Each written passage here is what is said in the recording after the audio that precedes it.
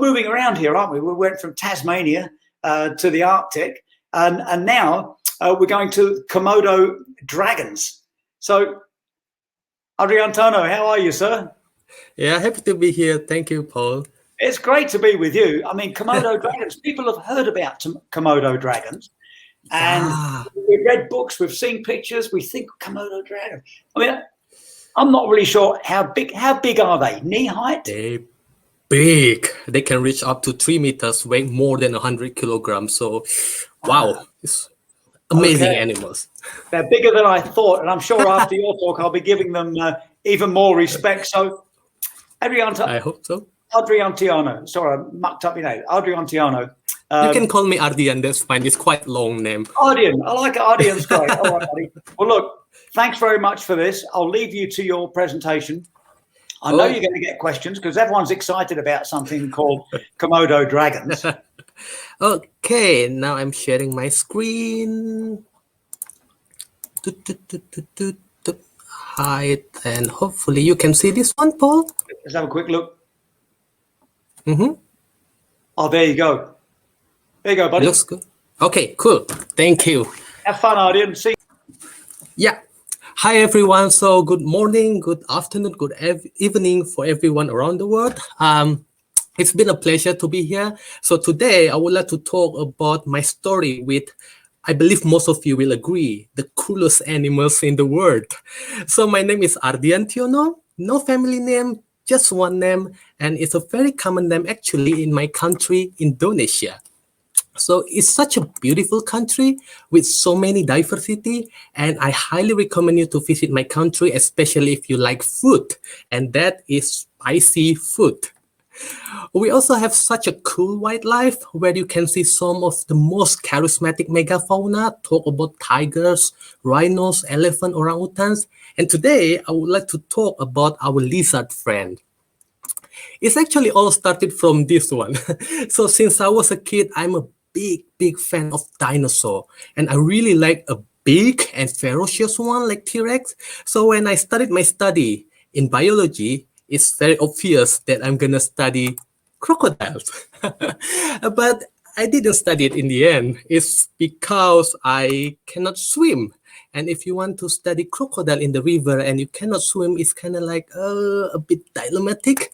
So my destiny actually brings me to Komodo dragons, the largest lizard in the world, the living fossil, the real-life dinosaur, where you can find only in the eastern part of Indonesia.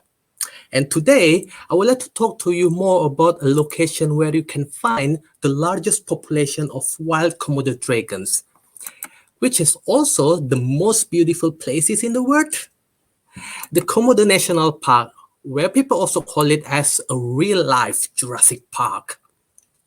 So it's actually started in 2013 when I started my internship to study how Komodo dragon actually behave in front of human, especially in tourism area where you find a high human activity. So there's a picture of me recording behavior of a female Komodo dragons that looks like a wood that actually guarding her nest at that time. So I spent a whole month traveling across the national park, and I must say, like, it's such a memorable experience. But I must say, like, the most amazing memory would be your first encounter with the dragons, right? This is actually the documentation is a bit blurry because I was too excited. But I still remember the funny story about this one is like my friend told me when we went into the forest, he said like, well, it's not really easy to see the wild dragon in the forest. So you might see them after 2 or 3 days. Well, actually, less than an hour into the forest, I met my first dragon. And it's a very special encounter because what I saw was actually a dragon fighting with a pig to eat a deer. Not many people can say like, well, yeah, when I first saw dragon, I saw them fighting with a pig. And after that, I found a lot, like I met hundreds Komodo dragon, and every encounter are very special. I remember that I saw a gang of Komodo dragons that looks like a statue chilling in the forest. I also remember when I stalked a dragons, and that big boy, actually, I believe is the largest Komodo dragon I ever seen in the park. And I always love a big boy, and I believe for sure he weighed more than 100 kilograms. So during my internship, I also like fortunate enough to be involved in some of ecological monitoring during that month of my internship. So I was involved in many ecological monitoring that trying to understand and answering this question, which is very important if you want to build a strategy for Komodo dragon conservation. So some of this activity include trapping, where you basically set a trap for Komodo dragons. So it consisted of 3 metal boxes, which is quite heavy. It's about 10 kilograms, and you need to bring it into the forest. So you set a bed inside the trap. So when the Komodo dragons get inside, they will get trapped, and then you tie them up and you do the measurement. By doing this activity, you could actually identify the Komodo dragons because they have individual tags inside. You could also identify the body or the health condition because you measure the length and also the weight. And if you do the survey, the monitoring for every year for a long time, you actually can also know the survival rate of Komodo dragon in the park, because you can see like, oh, this dragon has been trapped like years before or not. The second one also is camera trap. It's basically kind of the same with trap, the box trap, but like it's more efficient because you only bring that tiny camera traps. You set in the same location with the box trap, and in front of the camera you put like a metal boxes. You hang a plastic on top, and inside them you put a goat meat. So goat meat has kind of like a strong smell, and after 2 or 3 days they will get rotten and they will smell very strong, which will attract the Komodo dragons to go in front of the camera. When they are there, the camera will take a picture of the Komodo dragon. By doing this, you know that there is a dragon in the area that you are surveying. So camera traps, trapping box, by combining the data, actually we could understand like where the dragons are distributed. And if you're doing that, also you can count or estimate the population size of Komodo dragon. So in the national park, it's about 2,500 dragon live inside the national park. And if you do it like for a long time, you could say that actually the trend or the population status in the park is pretty good. They are quite stable, or they're quite increasing now because they are well protected by the rangers. The next one, also what I involved, is very exciting one, is like the population study of Komodo dragon prey. And how you do that actually is very funny. You count the poop. You don't really see them in the wild, so you count the poop. So you set a long line transect, you make a small circle around the line, and you count how many poop inside the circle. Simply said, many poops means many prey. And these are the 3 main prey species: the deer, the wild pig, and also the buffalo. And yes, Komodo dragons can actually kill buffalo. How they do that?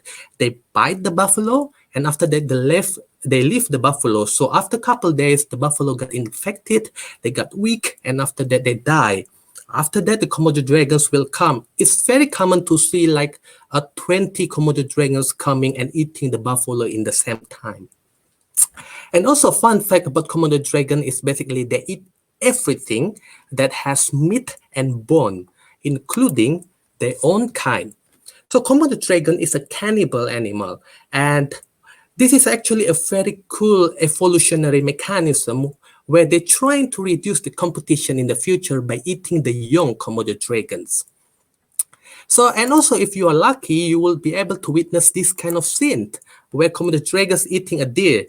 And you can see these 2 Komodo dragons actually helping each other because they're pulling the deer in the opposite direction, and it helps them to rip apart the meat and the bone. And fun fact about this video is actually like I recorded this in front of the toilet in the tourism area. It was early morning at that time, so not many tourists at that time, but like, I kind of feel bad for the tourists that come an hour later because the deer is already basically gone, eaten by the Komodo dragons. And the next one is basically about my internship in trying to see how Komodo dragon behave in front of humans.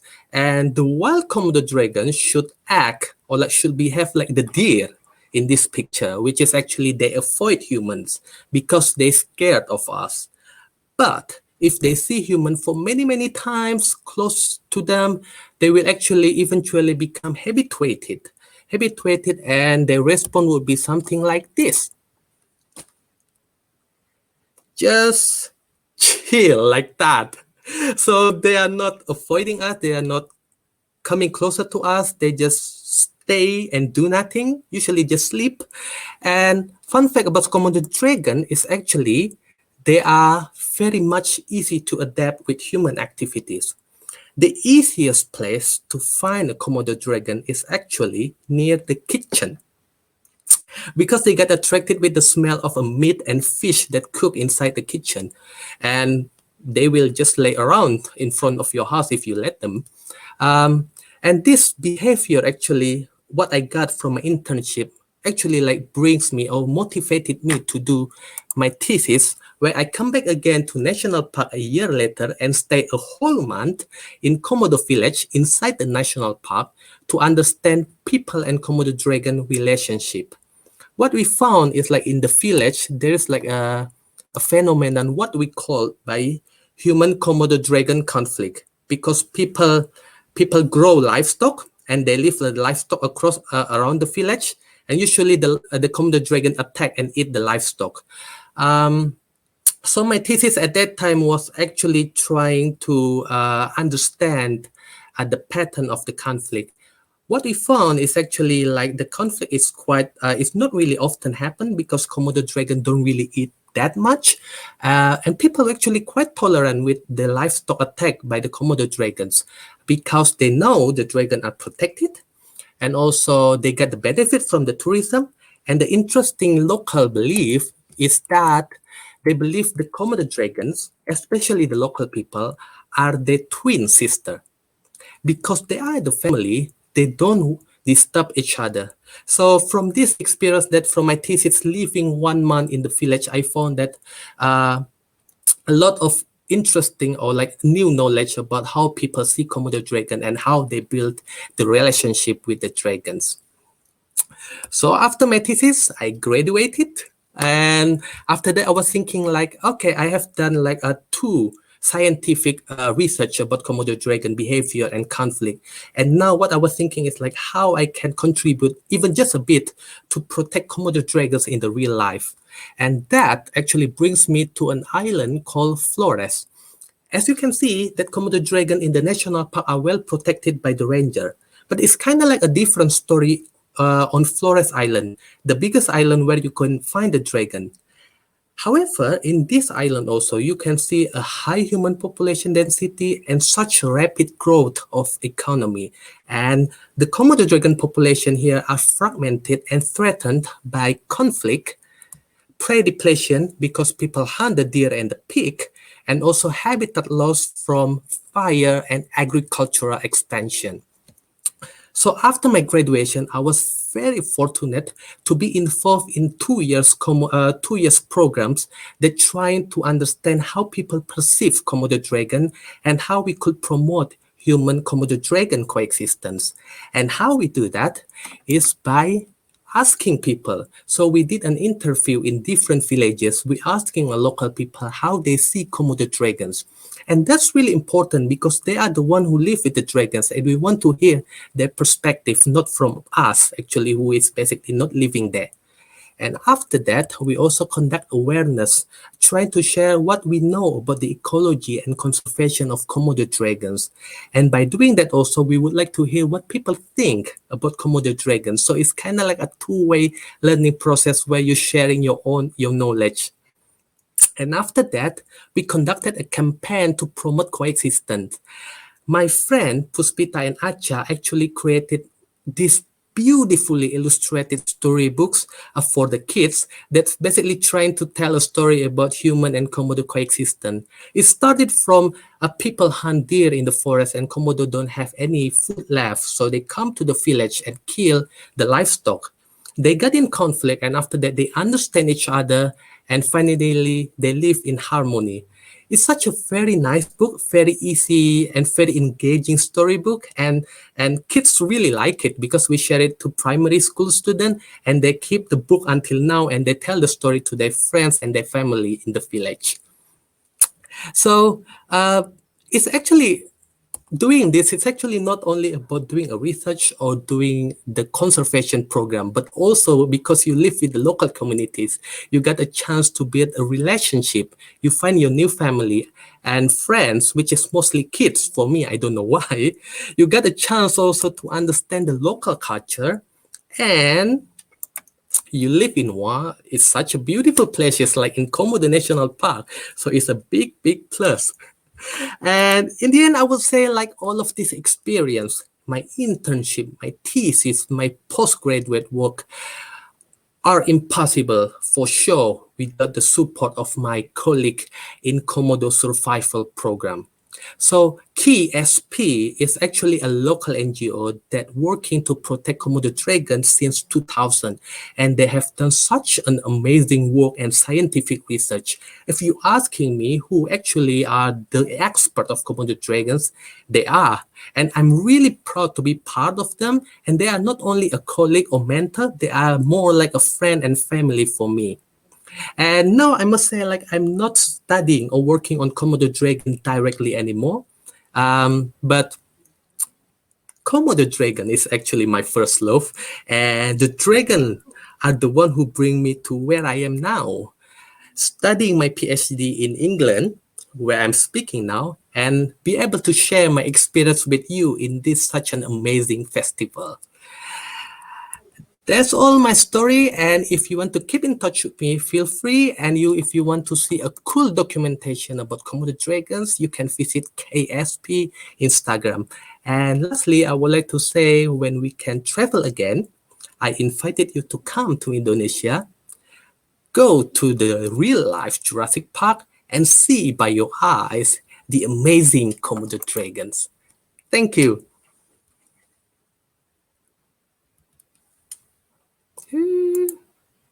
Hey, thank you very much, Ardian. That was great. Thank you. Really great. I've learned. Sharing. I've just got this up here. Komodo Dragon. That's the Komodo survival program that you recommend. Feel free to visit the website. They have a cool video. They have a lot of material that makes me, if you want to know more about Komodo dragons and the works they have done. There you go, everybody. It's worth checking it out. I was looking at it while you were speaking, and also I discovered through your talk, and also while you were speaking, I was looking over here, that these Komodo dragons are pretty tough things, aren't they? Oh yeah, yes. Really tough, really tough. I mean, when you first open up and start learning about them, they eat anything, no problem. They live pretty much. They live for 30 years. They seem to be very robust, and it's great to know that within the Komodo National Park, which is now a UNESCO World Heritage Site, they are fully protected. I've got that right, haven't I? They are fully protected. Yes, that's true. Yeah, great stuff. And it's worth going to the website and looking. I just also went onto the National Geographic site regarding Komodo dragons because it's such an iconic thing. Yeah, everybody wants to know something about them. Yeah, I was pretty lucky actually be able to study Komodo dragons not only one but like 3 times in different projects. So yeah, I'm just like a lucky guy. you're living proof, Ardian, that the way to get success is to find something that you just really mean, something that is in your heart, and follow that somewhere. And in your case, to scientific studies and bringing it to life, and it helps us too. I was thinking about your flooring work. And your comments there, how there's a loss of habitat there. There's the effect of overpopulation in humans. There's the effect of what do you think is going to happen in forests? Yeah, it's actually like we know that the forest is rapidly developing now, and people are building roads and expanding the settlement. What we are doing now is actually trying to make sure the Komodo dragon have a place where they can protect it. So we are promoting what we call it by essential ecosystem area. a patch of forest where the Komodo dragon are protected and people cannot do activities or like doing a logging inside the forest.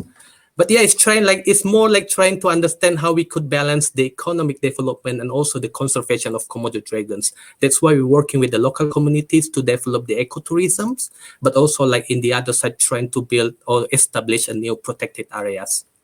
Yeah, this makes sense. I liked your comment on the community too. That there is, traditionally the thought that look after these guys because they're your sister, which I like. It's great. Yeah. I found it like actually when I did my thesis, and it's really cool. I remember when I interview like a very old people, local people, they always say like, yeah, if I see Komodo dragon in the forest, I actually just say like basically, sister, we are like we are looking for food. We have a different way of life, so please don't disturb each other. And they say like the dragon will go away, and just go. Oh, I love that. They can sense. And they always do that. Yeah. They can sense your intentions, Yeah. It's always good to learn like all of this local knowledge because it's a great. But what I didn't quite get, Ardian, is are you working with a big team there, or is this you pretty much just yourself with a few colleagues? How big of a team did you have when you were working? Yeah, it's really cool actually. I must say, Paul, like when I start my internship, the key SP is actually the permanent staff is actually only 1, 2 people. But now it's getting bigger. I think it's about like 6 or 7 now. And we always working with the local people as a field assistant, as a local collaborator. But like the key SP itself is a local NGO with a very small people. It's only like 5 or 6 people, but they're doing such an amazing work. Yeah, if you see all the scientific publication about Komodo dragons, mostly are coming from key SP. Ah, yeah, great. And where do people find those scientific papers? Just quickly hunt online or through this one underneath here? Yeah. If you want to see the scientific publication about the Komodo dragons, you can check the website, the Komodo Dragon, and they have like a page where you can see all publication that has been published by KSP. It's interesting. I love it when people work on a certain creature or a certain region, and it connects and links the rest of us with all of these multiple global issues. Loss of development in sensitive areas, value of protecting these areas, how to translate that information, the value of each single individual species. It's a brilliant project all around. And are the numbers in the park, they're fully protected, but regionally or indeed globally, are the numbers going down or are they pretty stable, do you think? I would say like it's pretty stable because like in the national park, like they consisted of the majority of the wild population. Flores is kind of tricky to say because we don't really have the estimate for now. We just like my colleague actually just started like 2 or 3 years to trying to see the distributions, and now they're trying to estimate like how many dragons actually left on that island. So I would say it's pretty stable, especially in the national park for now. Yeah, good to know. And we're trying to do that thing about investing in the future. And part of that is financial investments and the great financial reset, conservation marketplaces, ESG investing, the abandonment, thank heavens, of old-fashioned, unsustainable fossil fuel-based investments and all that sort of thing. But as we said today with the great Mark Evans, my great friend from Oman, the very best investment we can do is young ones. Put our energies into young ones, And the people that are following you, who are thinking about research, a life in science or a life at the front line of somewhere to make a difference, what do you say to them to encourage them? Well, yeah, I would say like follow your passion. I always find like what I'm doing now, working with Komodo dragons and now working with tigers, different one, is actually not like a work for me. It's kind of like a life that I really enjoy. So I really enjoy every moment that I'm doing, and I know that if I'm doing this kind of thing, I contribute even just a bit to protect this amazing species. So just follow your passion, and you will see opportunity will come to you. Wise words, Ardian, and my dear friend Nigel Windsor always saying, it's very true, that if you get it right, you won't work a day in your life. Yes. You might be very, very busy 24 hours a day, but it won't actually feel like hard work. Because you love it. Well, look, Ardian, that was really great. Please, everybody, follow the website, follow Ardian's work. And I slightly missed it. What are you on to now? Tigers, did you say? No. Yeah. So actually, like I'm now doing my PhD. So I'm working with Wildlife Conservation Society also, together with KSP. And now my PhD is about how to understand the population dynamic of tiger and prey in Sumatra, like the west part of Indonesia. And there's also amazing species. And there's a great follow-up there with your sort of, you had your Komodo dragon human conflict. And then, it's quite the issue, isn't it? Tiger-human conflict. Yes, that's true. That's one of my chapters, hopefully. Yeah, good. Yeah, we've got quite the subject on it here on the festival, including the great man Pavel from Russia. Yeah. So he's quite the man, I think. Yeah, he's going to be one of, okay. Well, look, Ardian, couldn't have been better. Thanks very much for joining us. Thank you for inviting me. It's a pleasure to be here. Good luck with the next piece of work on the tigers. I like it. Man goes from Komodo dragons to tigers. Yeah. Wonder what's next. Okay. Take care.